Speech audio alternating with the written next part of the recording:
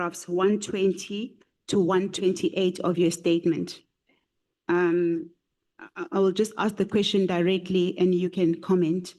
Did Mr. Matlala pay for a Brazilian what is it? BBL, yes. a BBL surgery for you? If the chair can allow me before I respond, I actually want to stand up. People have been dying to see this BBL. They were expecting Tebogo Tobejane, you know, Faith Nketsi.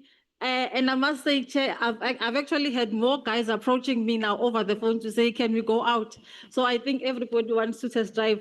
I wouldn't mind standing. I wouldn't. That has become a national asset, so it must be seen. Before I respond to the question, I'm not sure if you see it, it's there, but I don't see it. Thank you very much. Actually, one DM of the police showed me your picture and said, what is BBL here? Exactly my point. But I think, Chairperson, on a serious note now on this particular matter, you said it's paragraph 120, no?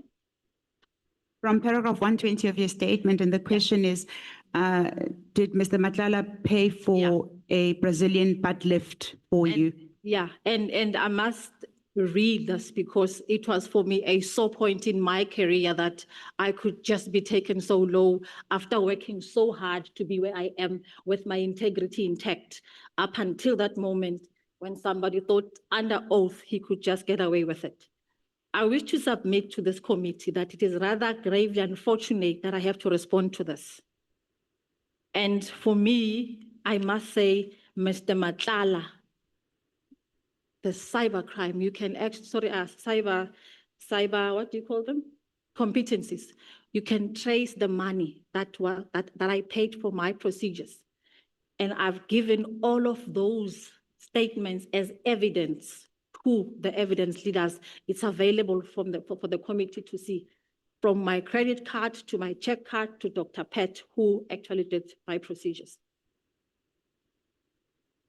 I'm not shy, honorable members, to say I take care of myself.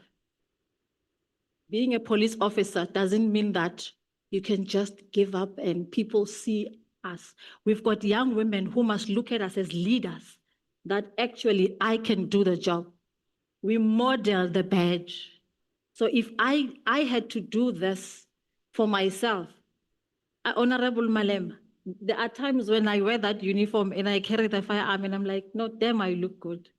You know, there are times where I also, like you, I don't see it, you know, but it's all about my body, my decision, and what I deem fit as a woman at my level, with the money that I work hard for, not seeing my kids. If I can give an example to this committee, my son almost committed suicide on Sunday as I was about to come here. I don't know what my kids are going through. He was in ICU for the better part of the week. And I think advocate was there actually at some point talking to me when it happened.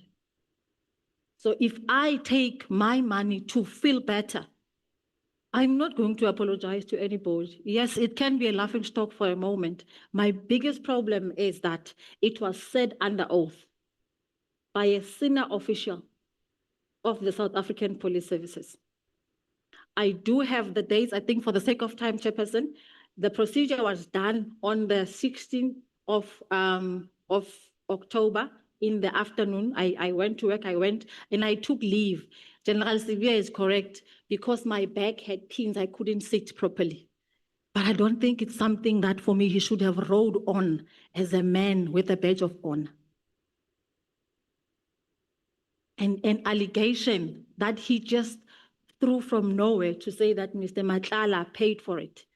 In 2023, Honorable Sangun, I've not even seen Mbangazit. I've not even seen him at the time.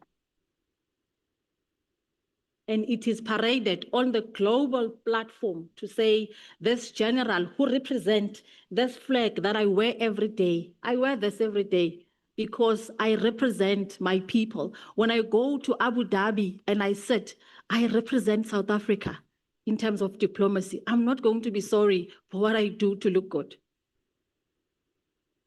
and maybe also juxtaposing General Sibia with Brigadier Majeng. I don't even know what Ozempic looks like. You can see Honorable Sangoni, ngesizulu bathi ngusukuma mkami sikubone. I think I was built for show off. I was not built to be normal. I don't know what for this thing to be paraded and my name to be attached to it.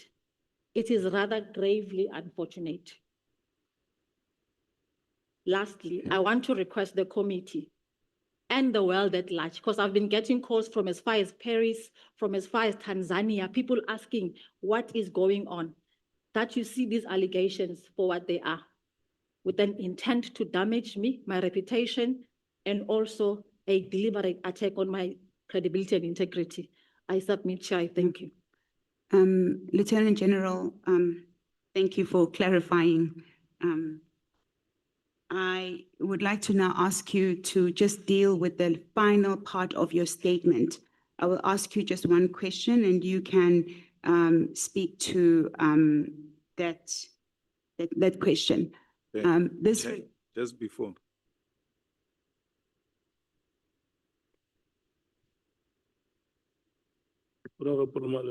Thank you, sir.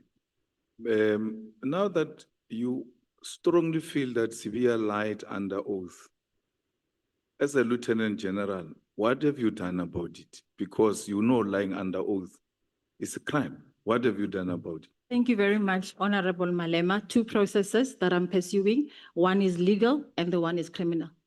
I think I will provide feedback to the committee based on my engagement with my counsel on the two matters. Actually, I am mentioning the fact that he's a senior officer because in my capacity as a woman at that level, the ones who are coming after me shouldn't be afraid that their colleagues will chastise them for things that they think is better for themselves. Thank you, Honorable Malema. Thank you, Chair.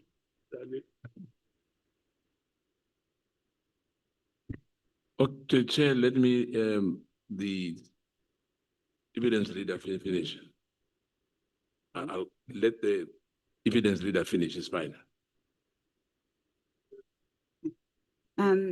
Lieutenant General Sentimule.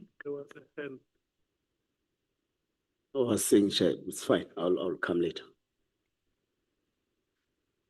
Lieutenant General Sentimule, the last part that I would like to deal with in your evidence, in your statement, is relating to the allegation that you authorized and approved overtime claims for Warrant Officer Monageng and Warrant Officer Segodi in May 2023 without verification that the protection services were allocated or rendered, thus failing to exercise due diligence in ensuring overtime claims were supported by objective proof, that proof was rendered.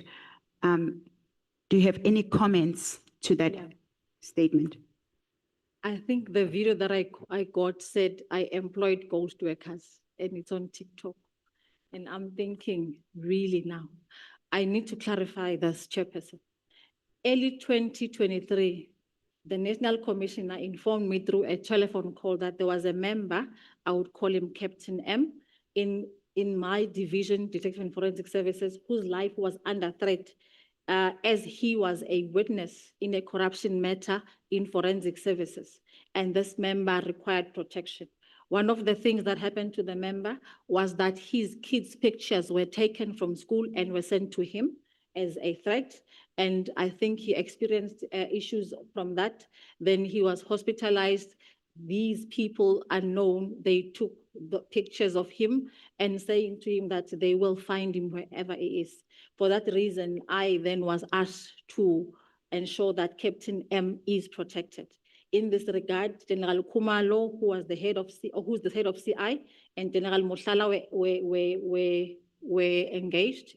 A TRA was conducted, and General Mohlala provided security. So those two members were attached throughout the 4 months to Captain M. There is evidence in this regard. The member's wife also could be engaged, Honorable Malema, if I think we need what did you call it? A confirmatory affidavit. So the security was for them. One of the recommendations from the TRA was that they be relocated or be put into a safe house. However, because the wife is working around Pretoria and the kids go to school in Pretoria, for that reason, the wife felt that actually security that is being provided was enough. So these members were deployed around Captain M 24/7. There's no way where I signed a claim for overtime. The only claim I signed for overtime is for the members who are sitting behind me, who are working in my office. However, for my office and those members, I then signed an overtime application. Before you work overtime, you need to be authorized. So that's the only thing I signed. And the fact that General Sibia then went to open a case of fraud and corruption with no suspect, I think that's what led the matter to be a problem. The National Commissioner was engaged, who actually encouraged us to talk. I think to date, I've not received any report from IPID. I did ask, I think on the 26th of February, and I was told that the matter is under investigation. But as far as I know, I never employed any ghost workers. And also in terms of my work, I will never abuse my office. I think for those who know me, they'll know I don't abuse my office for any reason. Thank you, Chair. I submit. Thank you, Chairperson. The evidence, the supporting documents that Lieutenant General Sentimule has provided in support of what the submission the evidence she has given can be found from page 137 of the bundle until 163 of the bundle. Thank you very much, Chairperson. This concludes the leading of evidence.